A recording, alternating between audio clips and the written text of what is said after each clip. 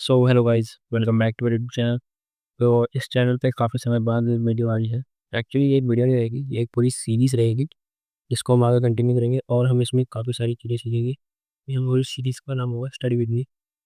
Study with me type की होगी जिसमें मैं CS पढ़ूँगा, सर्टिफाइड इलेक्ट्रिकल हैकिंग का कोर्स है उसको पढ़ूँगा। और उसमें जो भी मेरे एक्सपीरियंसेस रहेंगे, कैसे-कैसे इसको पढ़ते हैं, सेल्फ लर्निंग क्या किसे कहते हैं, कैसे-कैसे फीलिंग आती है, वो सब मिलकर सीखेंगे और इस सीरीज़ को हम कंटिन्यू करेंगे। तो आप लोग अगर इस वीडियो को देख रहे हैं तो आप शायद ऑलरेडी सीएच के बारे में जानते होंगे, और अगर नहीं भी जानते हैं तो मैं कुछ पॉइंट्स क्लियर कर देता हूँ आपको कि सीएच क्या है और इसको क्यों पढ़ते हैं, जो कि हम वो भी गूगल की हेल्प से ही पढ़ेंगे।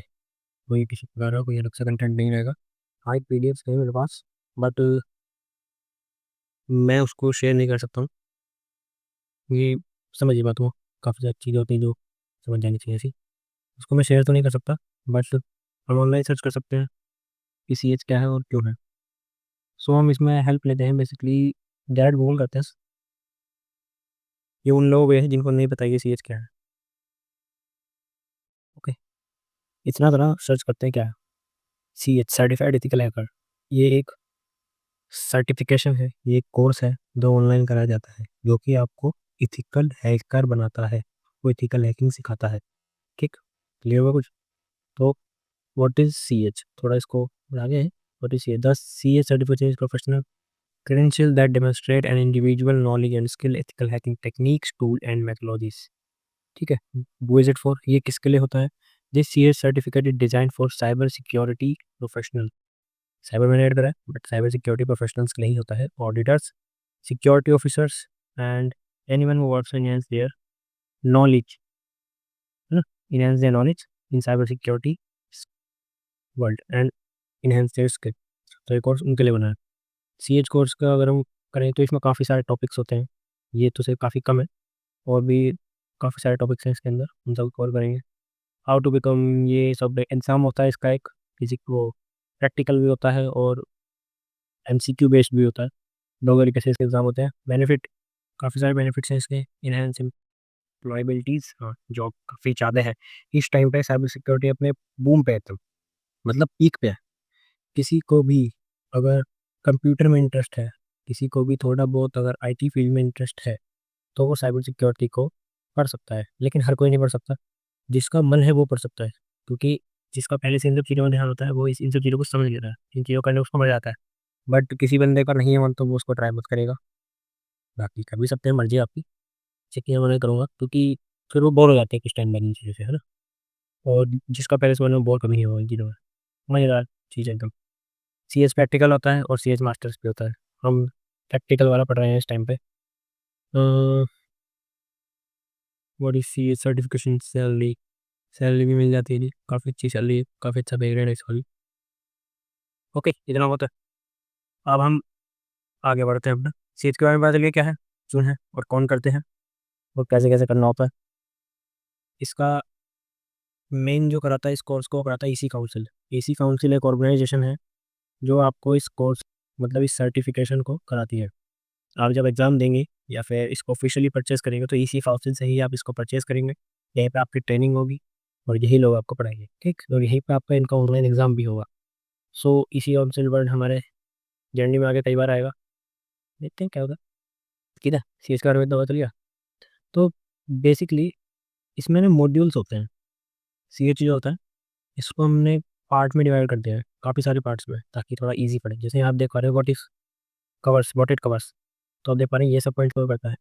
ये तो फिर भी काफ़ी ज़्यादा शॉर्ट में हो गया, इसको और ज़्यादा एलोबरेट करने के लिए फैला दिया गया है, ताकि और इजीली हर एक टॉपिक अलग अलग समझ आ सके।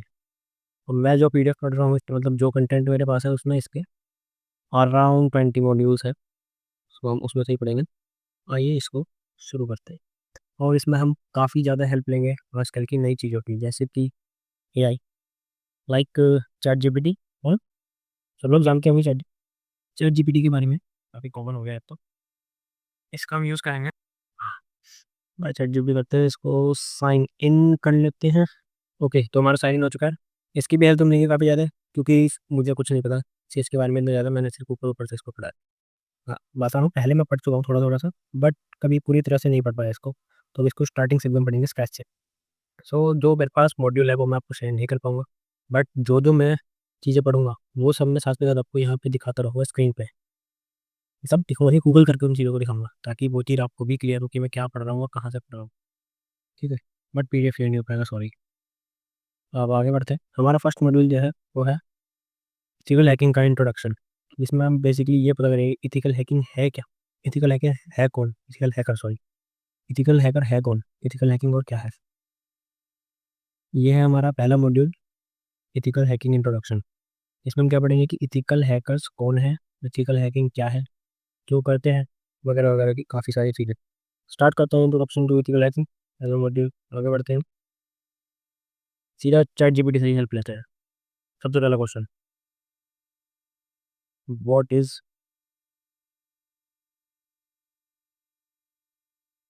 Ethical hacking. ठीक, सीधा घर पे इसका इंटरम आता है। ये सेल्फ लर्निंग में आपका काफ़ी कम होगा।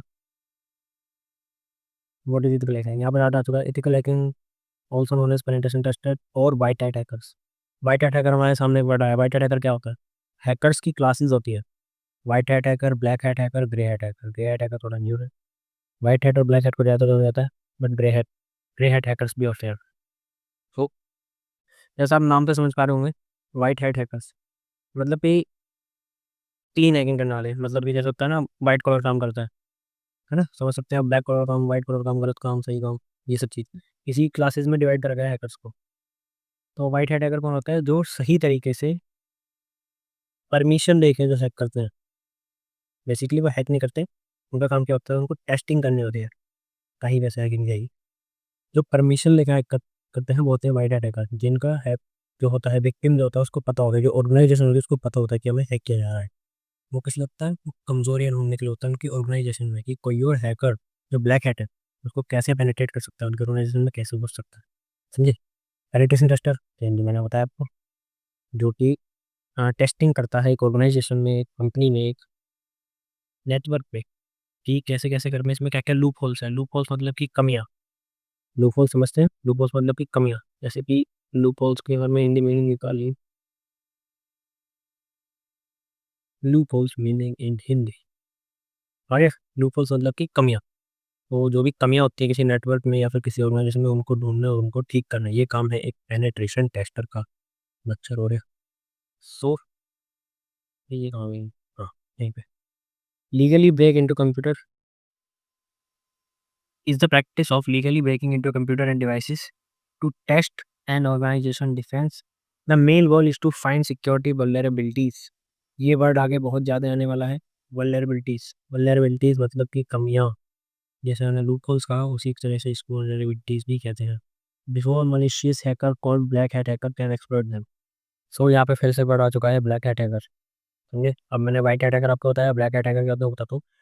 जो किसी भी ऑर्गेनाइजेशन में, किसी भी कंपनी में, किसी के भी नेटवर्क में, किसी भी सिस्टम में बिना ऑनर की, बिना विक्टिम, विक्टिम उसे कहते हैं जिसके ऊपर अटैक होता है, या फिर जो भी, मान लो किसी का हमने सिस्टम हैक करा तो वो जिसका है उसको विक्टिम कहा जाएगा। किसी ब्लैक हैट हैकर ने किसी का सिस्टम हैक करा उसको कहेंगे विक्टिम।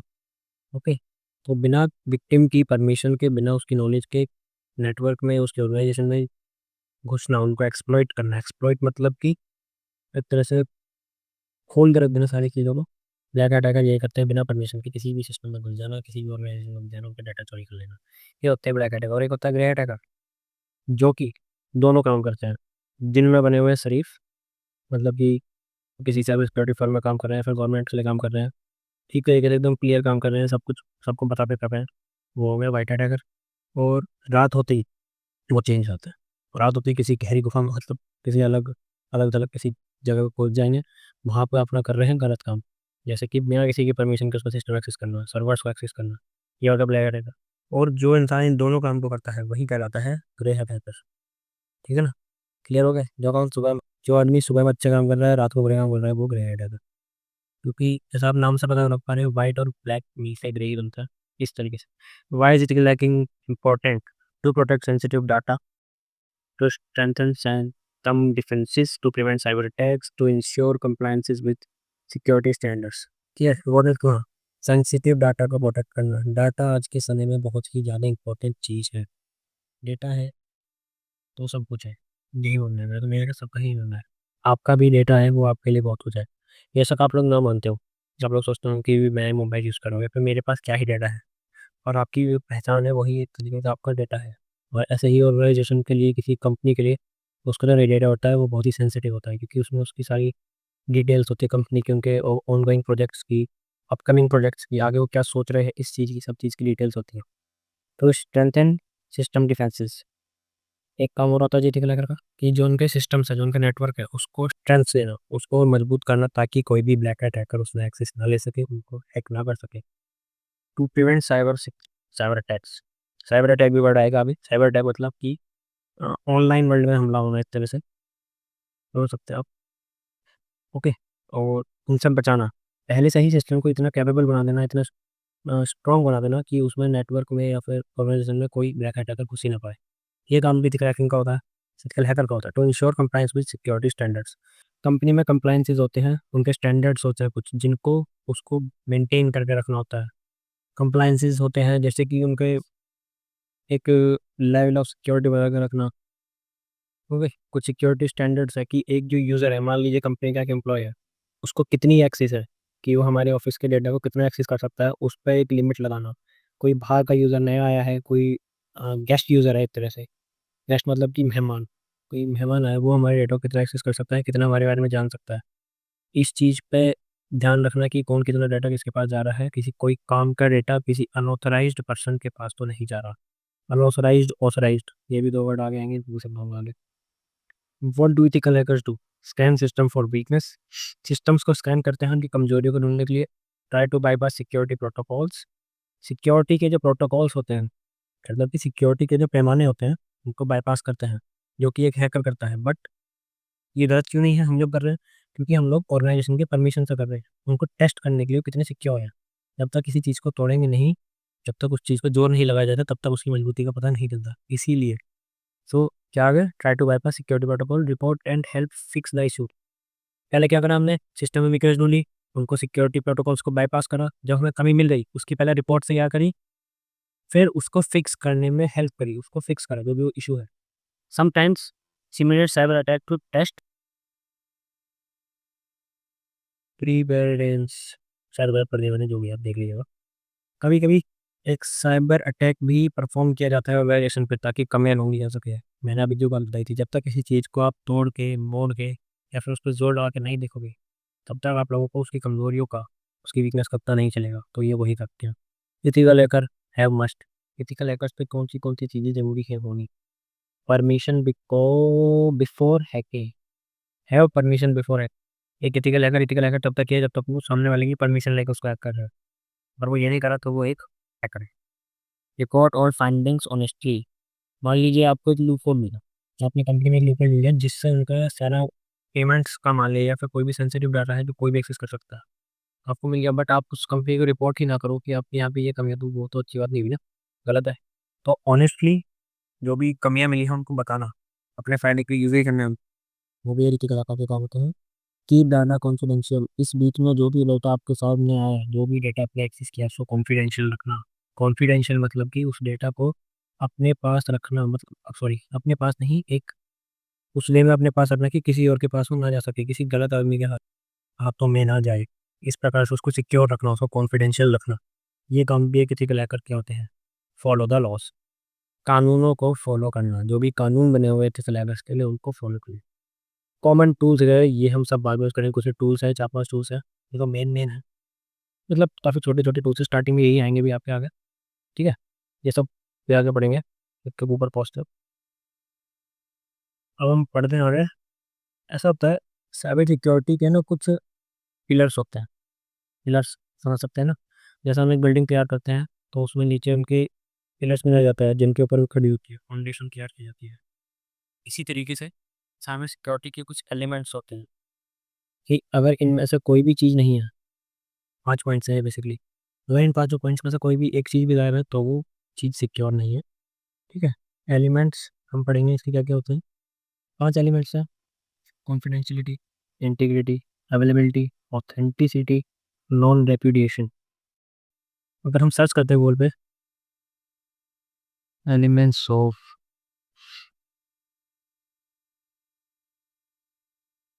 इंफॉर्मेशन सिक्योरिटी, ठीक है, ये हम सर्च करते हैं, देखते हैं candidate of the mark of recruiters, जो मैंने आपको 5 पॉइंट्स बताए थे। ठीक है, ये आ चुके हैं सारे बात में। हाँ, अभी नया ऐड हो गया, sorry, accountability. But main purchase मैं इसको साइड में रख देंगे, तो कोई दिक्कत नहीं। ये क्योंकि पहला पॉइंट नहीं इंक्लूडेड था, नहीं 4-5 में, बट अब इसको अलग से कर दिया गया, कोई बात नहीं। सबसे पहला पिलर, कॉन्फिडेंशियलिटी। इसका मतलब क्या होता है? Keep data private and accessible only to authorised user. जो भी ऑर्गेनाइजेशन का डेटा है उसको प्राइवेट रखना, उसको किसी और को एक्सेसिबल ना होने देना। एक्सेसिबल मतलब कि कोई भी उस डाटा को पढ़ ना सके, देख ना सके, खोल ना सके, ये होता है एक्सेसिबिलिटी। ठीक है, एक्सेसिबल ना होने देना।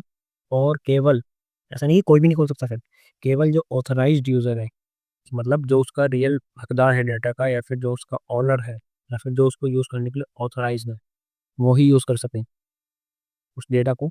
ये होता है कॉन्फिडेंशियलिटी का गोल। ठीक है, और आप देख रहे होंगे तो हम चैट जीपीटी का यूज़ कर रहे हैं, बेसिक वाला है, कोई पेड वर्जन भी नहीं है। इस तरीके से हम चीज़ों को देख सकते हैं, ये सिंपल सी भाषा को क्लियर कर लेता है बिल्कुल।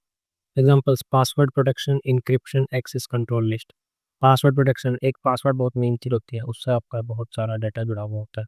पासवर्ड्स को प्रोटेक्ट रखना, इंक्रिप्शन लगा के रखने, आगे बताया जाएगा, इंक्रिप्शन काफ़ी बड़ा वर्ड हो जाएगा, अभी मैं एक्सप्लेन करने बैठूंगा। तो एक्सेस कंट्रोल लिस्ट, कि कौन कौन उस डाटा को एक्सेस कर सकता है, उसकी एक लिस्ट बना के रखना। ऐसा नहीं कि कोई भी मेन आदमी, चाहे एक लिमिट होती है हर कंपनी में। सपोज आप ऑनर है एक ऑर्गेनाइजेशन में, आपके नीचे एचआर है, मैनेजर है, और उसके नीचे और भी एम्प्लॉयज़ है।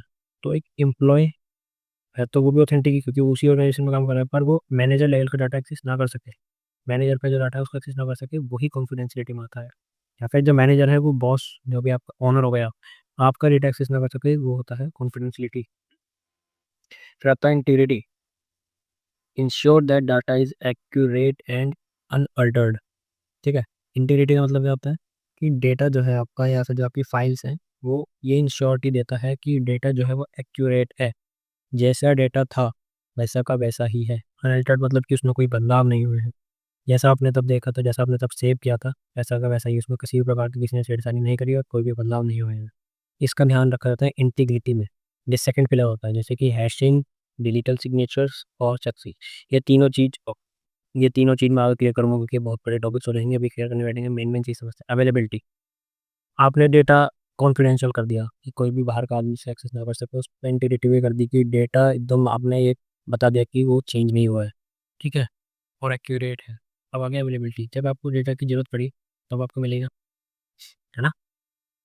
ऐसा क्या फ़ायदा? आपने एक पूरा कमरा बना दिया जिसमें 10 ताले लगा दिए और दुनिया भर की सिक्योरिटी डाल दी, फेस रिकग्निशन, फिंगरप्रिंट, वॉइस वाला सब कुछ लगा दिया आपने। बट जब आपको उस कमरे में जाने की जरूरत पड़ी, आप जा ही नहीं पाए, धरी की धरी रह गई सारी चीज़ सिक्योरिटी। ऐसे में अवेलेबिलिटी का काम आता है। जब आपको डेटा की ज़रूरत हो, देखना यहाँ पे लिखा हुआ है एक्सेसिबल व्हेन नीडेड, जब डेटा की ज़रूरत हो विद इन अ सेकेंड्स, तुरंत आपको वो डेटा एकदम मिल जाए, वो काम होता है अवेलेबिलिटी का। ये इसका तीसरा पिलर है। Example, redundant system, backup and recovery, DDoS protection. ठीक, उनका बाद में लोग डालेंगे आगे। Authentication, manage security, okay. Authentication, verify that identity of user before granting access. मान लो जी आपकी ऑर्गेनाइजेशन है और उसमें मैनेजर है, मैनेजर को जो डाटा एक्सेस करने की परमिशन है वो उसको एक्सेस कर सकता है, तो हमने उसको दी है कॉन्फिडेंशियलिटी है, ऑथराइज यूज़र है वो। बट हमें इस चीज़ का भी ध्यान रखना है कि वो वही है जो वो अपने आप को बता रहा है। ऐसा भी हो सकता है कि मैनेजर एप्लीकेशन कोई और आ गया हो, ऐसे और उसका आईडी पासवर्ड मिल गया हो। उस चीज़ का ध्यान रखा जाता है कि आइडेंटिटी जो है यूज़र की, वो वही आदमी है जो उस डेटा को एक्सेस कर रहा है, तो हमारे सिस्टम में पीरियड है। जैसे मैनेजर हो गया रामलाल हो गया, लाइक गौतम माली हो गया, right? तो जैसे कि कोई भी एबीसी हो गया, ए हो गया आपका मैनेजर, है ना? और बी या फिर सी नाम से कोई आदमी है, वो अपने आप को ये कह रहा है कि मैं ए हूँ, तो उसको डायरेक्ट वापस छोड़ दो, दोगे वेरीफाई करोगे ना पहले कि वो वही यूज़र है कि नहीं है। तो उस चीज़ की ध्यान रखा जाता है। ठीक है, वैसे कैसे रखा जाता है? यूज़र नेम और पासवर्ड से, बायोमेट्रिक्स और ओटीपी से। क्योंकि बायोमेट्रिक होगी थंब, वो आपके कोई चोरी नहीं कर सकता, हालांकि आप सब हो जाता है, बट काफ़ी ज़्यादा सिक्योर माना जाता है। आंखों से हो गया, ठीक है ना? और यूज़र नेम पासवर्ड हो गया, ओटीपी हो गया जो आपके ही डिवाइस पर आता है। ये सब चीज़ें होती हैं, इनसे ऑथेंटिकेशन का ध्यान रखा जाता है। Non repudiation, ensure that someone can not deny their actions. Non repudiation मतलब क्या होता है? मान लो आपकी ऑर्गेनाइजेशन है, बार बार के मानना मान रखा है आपने, ठीक है, आपकी ऑर्गेनाइजेशन, आपकी कंपनी है, उसमें मैनेजर ने एक फाइल में चेंजेस करे और एंड टाइम पे जब आपके ऊपर इंक्वायरी या फिर कुछ बैठी है, उसने ये कह दी जी मैंने तो ये चेंजेस करे ही नहीं, पता नहीं किसने कर दिए। अपना पल्ला झाड़ने के लिए वो आपको फंसा रहा है। तो इस चीज़ का ध्यान रखा जाता है नॉन रेपुटेशन में, ताकि कोई भी अगर कुछ भी करता है उसका एक रिकॉर्ड बन जाता है सिस्टम में, उसको बना के मेंटेन करके रखना, कि अगर किसी ने एक फाइल के अंदर एक टेक्स्ट अलग से ऐड करा है तो उसका लॉग बन जाएगा। लॉग मतलब कि एक अलग फाइल बन जाएगी, ताकि वो आदमी डिनाई ही ना कर सके कि उसने चेंज नहीं करा। उसका ध्यान रखा जाता है नॉन रेपुटेशन में। फिर आएगा अकाउंटेबिलिटी, ये नया है, tax who did what and when. Same, इसमें तो क्या होगा कि वो मना ना कर सके, पर मना तो पता चलो उस समय गूगल वाले कि तूने करा नहीं रहा, उसमें कह दिया हाँ मैंने करा, पर ये भी तो पता होना चाहिए कब करा, कब करा, किस समय करा, कहाँ से करा। तो इसी को ट्रैक में रखा जाता है अकाउंटेबिलिटी वास्ते। Who did what and when, किसने करा और कब करा। ठीक है, ये चीज़ें हो गई। ये 5 पॉइंट्स क्लियर है सबको? अगर कोई भी डाउट हो कमेंट में पूछो, मैं सब बताऊंगा वैसे सब, क्योंकि मैं भी पढ़ रहा हूँ। ठीक है, जैसा आप लोग पढ़ रहे हैं एक साथ, रात तक बने हुए हैं, मैं भी पढ़ रहा हूँ। ठीक है, आगे बढ़ते हैं। अच्छा, पॉइंट क्लियर है सबके? मतलब इसमें तो 6 हो गए, मेरे पास जो उसमें 5 है। कोई बात नहीं, आगे बढ़ते हैं। अब हमने ये पता कर लिया कि साइबर सिक्योरिटी के वो एथिकल हैकिंग के पिलर्स क्या होते हैं। इंफॉर्मेशन सिक्योरिटी है, पांचों पिलर्स। एथिकल हैकिंग क्या है, साइबर सिक्योरिटी क्या है, ये हमें पता लग गया। अब हमें ये भी पता करना है कि मान लीजिए एक अटैकर है, एक ब्लैक हैट हैकर, एक हैकर है, उसके क्या क्या मोटिव्स हो सकते हैं। किसी ऑर्गेनाइजेशन में घुसने का कुछ तो रीज़न हुआ है, तभी तो आप किसी ऑर्गेनाइजेशन में घुसते हैं। आप किसी शॉप पे जाते हैं, किसी रीज़न से जाते हैं, कुछ सामान लेने जाते हैं या कुछ चोरी करने जाते हैं। आपका पर्सपेक्टिव है, आप चोर बन के जा रहे हैं या फिर कैसे जा रहे हैं। तो उसको भी तो पता करना होगा ना, motive, goal and objective of security attacks. क्या क्या मोटिव है, क्या क्या गोल्स है, क्या क्या ऑब्जेक्टिव है, इनको क्लियर करते हैं। ठीक है, ये लास्ट है आज का टॉपिक, पहली motives, goal and objective of information security. जो मैं यहाँ पढ़ पा रहा हूँ, मेरे पास जो डेटा है उसमें लिखा हुआ है।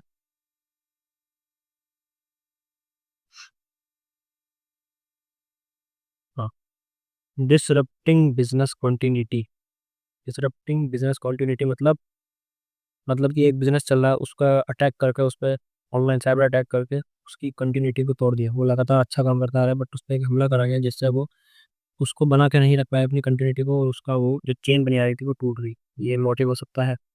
स्टीलिंग इंफॉर्मेशन डाटा, किसी का डेटा चोरी कर लेना और उसमें डाटे में फेरबदल कर देना, ये भी एक मोटिव हो सकता है। और एक ऐसा इन्वायरमेंट बना देना कि जिसमें सब लोग डर जाए, पूरी ऑर्गेनाइजेशन में हड़बड़ी हो जाए एक तरीके से, ये भी एक मोटिव हो सकता है, तभी वो ऑर्गेनाइजेशन ठीक से काम ना कर सके। और ज़्यादातर तो यही होता है जी, या तो डेटा चोरी करना या फिर सामने वाले का लॉस कराना किसी भी तरीके से। डाटा चोरी होगा तो भी लॉस होगा, काफ़ी ज़्यादा तरीके से लॉस कराना। और कभी कभी का अभी ज़्यादा चल रहा है, प्रोपोगेट करते हैं रिलीजियस एक्टिविटीज़ को। समझे कुछ? रिलीजियस से जुड़ी चीज़ों को फैलाना, भेदभाव की भावना या फिर किसी स्पेसिफिक धर्म को लेकर, जात को लेकर ऐसी चीज़ें फैला देना, ऑर्गेनाइजेशन में ऐसी धारणाएं पैदा कर देना लोगों के पास, जिससे उनका काम रुक जाए, उनको नुकसान हो। जो एक टारगेट है, जो कि एक विक्टिम है, जो एक ऑर्गेनाइजेशन है उसकी, हाँ, जो कहते हैं जिसको रेपुटेशन, रेपुटेशन को खराब करना। मान लीजिए कंपनी, सपोज आप फ्लिपकार्ट पर कोई सामान मंगाता है, अमेजोन से कोई सामान मंगाता है, क्यों मंगा रहे हैं? उसकी रेपुटेशन है, आपने सामान मंगा रखा है उससे पहले, आपके फ्रेंड्स ने उससे पहले सामान मंगा रखा है, तो आपको पता है कि वो सिक्योर है, वो आपका सामान आपको ला के देगी, आपको उस पर विश्वास है ना, तभी तो आप चीज़ें मंगवाते हैं। उसको डैमेज कर देना, सपोज कि एक अटैक हो जाए अमेजोन पे और उनका सारा आपका डेटा लॉस हो जाए। आपका डेटा उनके पास क्या है? आपकी पेमेंट डिटेल्स, आप क्रेडिट कार्ड से पेमेंट करते हैं वो डिटेल्स उनके पास, आपका एड्रेस है उनके पास, आपका नाम है, नंबर है, मेल आईडी है, काफ़ी सेंसिटिव डाटा उनके पास आपका है। उससे क्या होगा? उनकी रेपुटेशन खराब होगी, आपका डेटा लॉस होगा और आगे से आप उनका कभी टेस्ट नहीं करोगे। तो ये भी एक रीज़न हो सकता है। बदला लेना, बदला भी लिया जा सकता है। और डिमांडिंग, पैसा, पैसे की डिमांड करना, ये सबसे ज़्यादा होता है जी। पैसे की डिमांड करना, डेटा चोरी करो, हैक करो सबको और पैसा मांगो, ये बनता पैसा। 1 करोड़ रुपए, 2 करोड़ रुपए, जितना एक्सपेंसिव डाटा, जितना काम का डेटा, उतना ज़्यादा पैसा। ये भी एक मोटिव हो सकता है। ठीक है, ये सब कुछ चीज़ें होती हैं। मोटिव, गोल्स और ऑब्जेक्टिव हमने पढ़ लिया है। अब उसके तरीके होते हैं, ठीक है ना, हर चीज़ को करने के पीछे तरीका होता है। अगर आपको किसी पर हमें हमला करना है तो आप पहले एक प्लान बनाएं कि मैं उस तक कैसे पहुँचूँ, किस चीज़ से हमला करूँ, उसको क्या करूँ, उसके बाद उसका क्या करूँ, जब हम अटैक हो जाए उसके बाद मैं क्या करूँ। ये सब चीज़ें भी तो सोची होती है, प्लानिंग होती है ना पहले। वो होता है अटैकर का, क्या बोलते हैं उसको, अभी एक बार बताता हूँ, मेथड, क्या तरीका यूज़ करा उसने, ठीक है, उसको भी पता लगाना। क्लासिफिकेशन ऑफ अटैक्स, क्या क्या अटैक के तरीके होते हैं, passive attack, active attack, close in attack, insider attack, disruption attack, classification of attack, ये आ गया है वर्ड, ठीक है। इसको हम चैट जीपीटी पर सर्च करते हैं। ओहो, स्पेलिंग, स्पेलिंग गलत हो सकती है, पहले बता रहा हूँ, टीचिंग इंग्लिश नहीं है। अटैकर्स पे दूसरा आगे बढ़ते हैं, क्लासिफिकेशन ऑफ अटैक, हमने ये कर लिया जी सर्च। आगे पॉइंट्स आपके सामने। हम्म, हम्म, हम्म, हम्म, हम्म, हम्म, ये थोड़ा सा ऑफ टॉपिक चला गया है, सर्च चलेंगे अलग से, मैं बता देता हूँ। पहले दो ऊपर के स्टार्ट ठीक बताया इसने, एक्टिव अटैक और passive attack. Attacker tries to alter और डिसरप्ट द सिस्टम। जो अटैकर है वो डायरेक्टली, एक्टिवली, मतलब कि फिजिकली या फिर कैसे भी डायरेक्ट उससे कनेक्ट होकर सिस्टम से या फिर पर्सन से, फिर ऑर्गेनाइजेशन से तब अटैक करता है, वो कहलाता है एक्टिव अटैक। ये मेथड्स होते हैं। फिर आफ्टर पैसिव अटैक, डायरेक्टली कभी कनेक्ट नहीं होते उसमें, उसमें पीछे बैठ के मॉनिटर करा जाता है, ऑब्जर्व करा जाता है चीज़ों की। Attacker only observe and monitor data without changing it. कोई छेड़छाड़ नहीं करी जाती, सिर्फ बैठ के देखा जाता है, ठीक है ना। पहले आप किसी पर अटैक करते हैं या फिर कोई हैकर अटैक करता है तो वो पहले क्या करता है, बैठ कर देखता है क्या काम का डेटा है उसके पास, वो इंसान कौन है, किस टाइम निकलता है, कहाँ रहता है, कहाँ जाता है, क्या आता है, क्या नेटिव करता है, कौन सा लैपटॉप है, क्या सिक्योरिटी है उसमें। बहुत बहुत बहुत सारी चीज़ें हैं जिनको ध्यान में रखा जाता है। वो भी होता है पैसिव अटैक, ठीक है। Close in attack, close in attack एक और क्लास है कि मैं आपको भी सर्च करके दिखाता हूँ, what is close in attack, ठीक है। ये जी हमने कर दिया सर्च, एग्जाम्पल नहीं चाहिए भाई, हाँ। क्लोजिंग अटैक की feature, the attacker must be physically present near the target, आगे ना क्लोजिंग अटैक मतलब कि पास में आके हमला करना। जो अटैकर है उसको फिजिकली वहाँ पे उस टारगेट के आसपास रहना, वो होता है closing attack. It often involve physical access, दिख रहा है, और प्रॉक्सिमिटी बेस्ड हैकिंग, या फिर उसके सिस्टम में एक्सेस ले लेना। ये भी क्लोजिंग में हो गया, आप टैट उसके नेटवर्क में हो गए हैं, उस नेटवर्क में तो आगे तरह से पास हो गए ना उसके उड़ जाते, वो भी हो गया क्लोजिंग अटैक। और फिजिकल एक्सेस भी वही हो गया, उसके जस्ट साइड में खड़े होकर बात सुन रहे हैं। अब आपको टॉक बाईपास टॉक इसमें व्यापार डिफेंस, आगे नेटवर्क पे ना, नेटवर्क की डिफेंसेस को बाईपास करके उनके नेटवर्क में कुछ है ना, ये क्लोजिंग अटैक नहीं होता है। कुछ एग्जांपल होते हैं, shoulder surfing, club devices, USB drop, wireless signal interruption, able to attack, की ओवर स्पाइकर, बहुत सारी चीज़ होती है। इन सबको अगर आप क्लियर करने बैठ गए तो बहुत खराब जाएगा, ठीक है।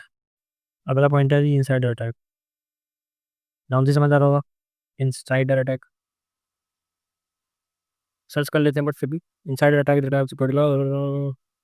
इनसाइडर अटैक मतलब कि कोई अंदर का ही आदमी, घर का भी रंग का नहीं हो रहा थे सिस्टम है यहाँ पे, घर का आदमी वो can perform an insider attack, employees, contractor, business partner, former employee with leftover access, ठीक है। एम्प्लॉयज कर्मचारी हो गए, आपके आपके साथी हो गए, बिजनेस पार्टनर्स हो गए, कॉन्ट्रैक्टर्स हो गए जिनको आपने काम दे रखा है वो हो गए, या फिर एक एक्स एम्प्लॉय हो गए जिसके पास अभी आपकी कंपनी की एक्सेस है, पासवर्ड या फिर उसकी मेल्स के थ्रू। इस तरीके से उसको कहते हैं इनसाइडर अटैक, मतलब कि सीधी सी बात, अंदर का कोई आदमी आपको तबाह करना चाहे। डिसरप्शन, ओ सॉरी, डिस्ट्रीब्यूशन अटैक, इसको रिवर्स कर लेते हैं, DISTRIBUTROI, डिस्ट्रीब्यूशन अटैक, बट नाम से समझ आ रहा है, डिस्ट्रीब्यूट कर देना अटैक को बहुत सारे लोगों में बांट देना, अलग अलग तरीके से कर।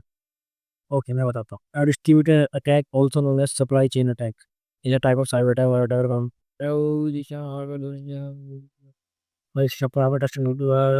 ठीक है, की idea. Instead of attacking system directly, the attacker vendor supplies software updates, समझे क्या वर्ड था, डिस्ट्रीब्यूशन अटैक, डायरेक्ट हमला ना करके पार्ट्स में हमला करना, छोटे छोटे अलग अलग प्लान्स बनाकर उनसे हमला करना। जैसे कि एक ऑर्गेनाइजेशन का कोई वेंडर है, कोई सामान कुछ आता है उसका जो हमला कर देना, कोई खराब सामान भिजवा देना। जो सप्लाई जाती है, मान लो कि एक ऑर्गेनाइजेशन है, उसके पास एक वेंडर है जो उसको सिस्टम सप्लाई करता है, उनके सीपीयू सप्लाई करता है। आप उसी में जाके उसके पास पहुंचने से पहले ही एक उसमें कमी क्रिएट कर दो, एक लूप होल बना दो, एक वीकनेस बना दो सिस्टम में, ताकि आप उसकी वॉइस एक्सेस ले सको। ये काम होता है, ठीक है। और सॉफ्टवेयर अपडेट्स के थ्रू आपको जैसा सॉफ्टवेयर डाल दो उसके अंदर, वायरस डाल दो, है ना। हाँ भाई वर्ड आ रहा है ये, मॉलवेयर, वल्नरेबिलिटी, वल्नरेबिलिटी मतलब कमियाँ, मॉलवेयर मतलब वायरसेस होते हैं एक तरीके के, वायरस की कैटेगरीज होती हैं, वो डाल देना। ये होते हैं कुछ 5 पॉइंट्स। हाँ, ठीक है, ये सब क्लियर है। हाँ हाँ हाँ हाँ, 5 पॉइंट्स क्लियर है, ठीक है। अब हम आगे बढ़ेंगे। अभी थोड़ा इसको इतना ही रखते हैं क्योंकि काफ़ी ज़्यादा चीज़ें हो गई हैं। मैंने कहा आपके काफ़ी सारे पॉइंट्स क्लियर हो गए हैं, वीडियो लंबी क्यों देगी, इसलिए उसको थोड़ा रोक देते हैं अभी। तो आप मुझे सब बताइएगा कि आपको कुछ समझ आया कि नहीं आया, कितनी चीज़ें क्लियर हुई या नहीं हुई, क्योंकि मैं पढ़ रहा हूँ और मैं आपको साथ के साथ बता रहा हूँ और आप मेरे साथ में पढ़ रहे हैं। तो कोशिश ये करिएगा कि आप भी साथ में, मैं लैपटॉप लेकर बैठे। हालांकि फ़ोन वगैरह से पढ़ सकते हैं बट लैपटॉप थोड़ा बहुत हो ज़्यादा अच्छा रहेगा। उसको लेकर बैठना अपने पास में, ताकि आप साथ के साथ चीज़ों को सर्च कर सको। सर्च करना मेन है। मैंने कोई चीज़ बोली, मैं तो सर्च करके दिखाई दूंगा, बट आपको भी अलग से उसको सर्च करना होगा, तभी आप चीज़ें क्लियर कर पाएंगे, ठीक है। तो आज का बस यहीं पे पूरा करते हैं। आज की वीडियो में पूरी हो जाती है हमारी। मिलते हैं कल की, या फिर जब भी समय मिलेगा, अगली वीडियो जब भी आएगी उसमें मिलते हैं और आगे के जो हमारे पॉइंट्स हैं क्लियर करते हैं। अभी तो हम 28 में ही हैं, बहुत अभी आगे पूरा मजा आने वाला है। थोड़ा बोरिंग लगा होगा, मैं बता सकता हूँ, मैं बोल भी काफ़ी समय बाद रिकॉर्ड करा हूँ, मेरा बोलने का तरीका भी काफ़ी बोरिंग सा हो गया। तो इसको भी ठीक करेंगे, धीरे धीरे वापस से आ जाएंगे लाइन पे। तो मिलते हैं कल से।